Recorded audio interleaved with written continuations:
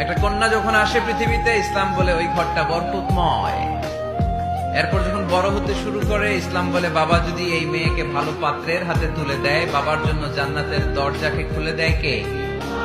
তারপর সে যখন কারো বধূ হয়ে কারো ঘরে যায়, ইসলাম বলে খয়রুকুম খয়রুকুম লিআহলিহি, তোমাদের মধ্যে ওই ব্যক্তি আল্লাহর কাছে সেরা যে তার স্ত্রীর কাছে সেরা।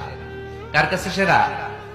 আপনি আল্লাহর কাছে পছন্দনীয় হতে হলে আগে আপনার স্ত্রীর কাছে পছন্দনীয় হতে হবে। আপনার স্ত্রী যদি আপনার A+ দেয়, আপনি আল্লাহর কাছেও, কথা বুঝে নাই বোধহয়।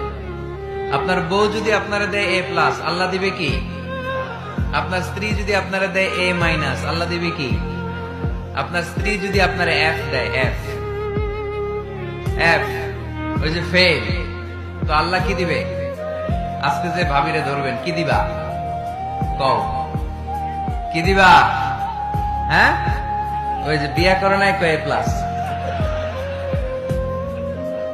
তো স্ত্রীদের সাথে বিষ্ণু ঈসা ইসলাম অনেক খুনসুটি করতেন, অনেক ভালোবাসতেন স্ত্রীদেরকে।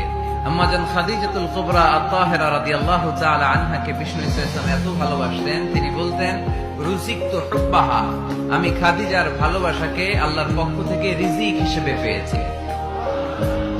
খাদিজাতুল কুবরা আত-তাহেরা রাদিয়াল্লাহু তাআলা আনহার ইন্তেকালের পরে উনি খাদিজাতুল কুবরা আত-তাহেরা রাদিয়াল্লাহু তাআলা আনহার বান্ধবীদের বাড়িতে কুরবানির গোশত হাদিয়া পাঠাতেন।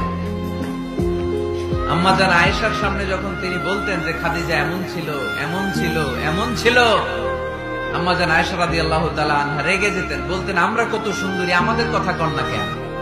ওই যে কত আগে আপনার প্রথম স্ত্রী, শুধু তার কথা বলেন কেন? বিষ্ণু বলতেন খাদিজা আমার দুঃখের দিনের সঙ্গিনী, তোমরা আমার সুখের দিনের সঙ্গিনী। সুবহানাল্লাহ। একটা নারীকে আল্লাহ তাআলা আরশের উপর থেকে সালাম জানিয়েছেন, ওই নারীটার নাম হচ্ছে খাদিজা। বিষ্ণু ঈসা ইসলামকে সব সময় সান্ত্বনা জুগিয়েছেন, সাহস জুগিয়েছেন। এজন্য আমি বোনদেরকে প্রায়ই বলি, হাজবেন্ডদেরকে সাহস যোগাবেন।